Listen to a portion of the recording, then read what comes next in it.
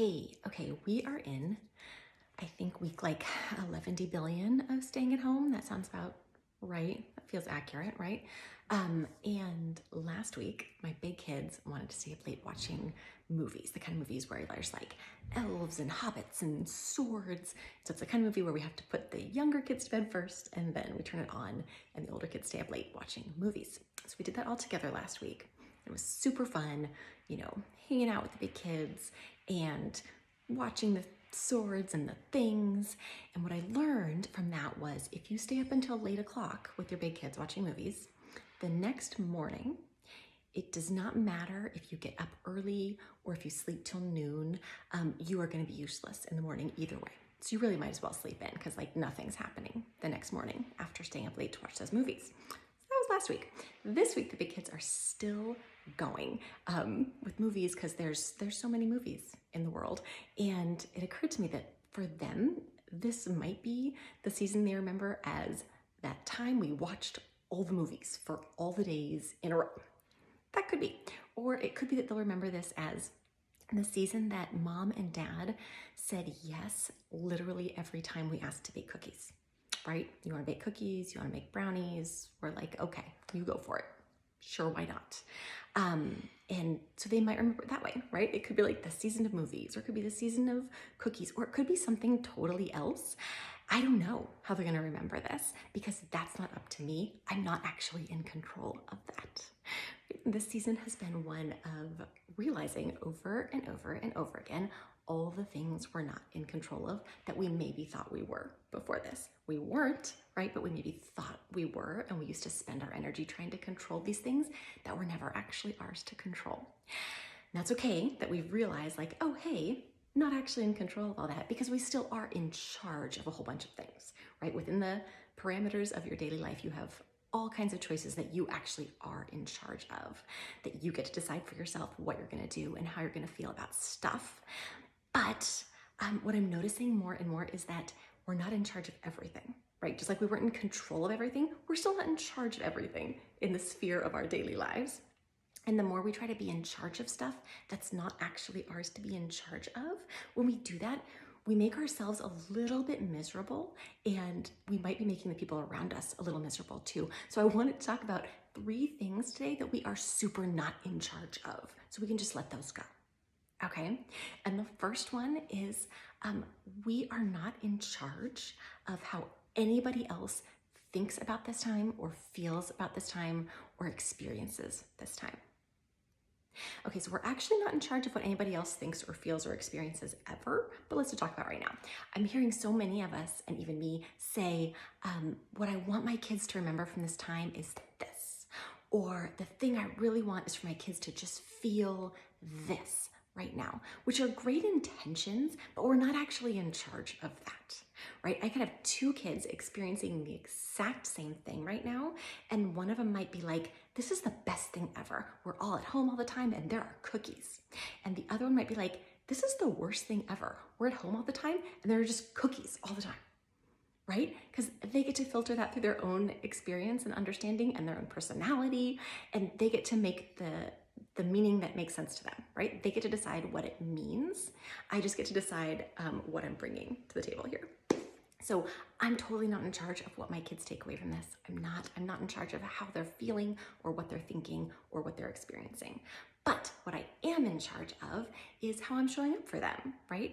I get to show up and make them invitations and offers all day long, right? I can offer them experiences. I can offer them new ways of thinking about the experience. I can be there while they're processing their feelings.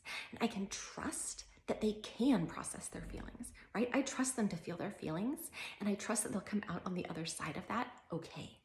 So what I am in charge of is me, how I'm showing up, what I'm offering them, and how I'm there for them and saying, you know what, you can feel that feeling. Whatever that feeling is, you're allowed to feel that. You're allowed to take away from this whatever meaning makes sense to you. I'm here for you, and I trust you to feel all your feelings. That's what I'm in charge of. Okay, second thing we are totally not in charge of is what other people think and feel about us. Because right now, you could be showing up in the best way you know how, right? You could be making choices on purpose. You could be doing everything that you think you need to do for yourself and your family and your community. You're showing up in the way that seems best to you, and somebody else might still have an opinion about that, right? Because other people are allowed to have opinions. You aren't in charge of what anybody else thinks or feels about you. You aren't in charge of trying to make everybody else like you. It's not going to happen anyway, so we can just go ahead and let go of that, right? What we are in charge of is, one, how we're showing up. Again, always. We're always in charge of that. And then we're also in charge of what we think about other people's thoughts and opinions, right?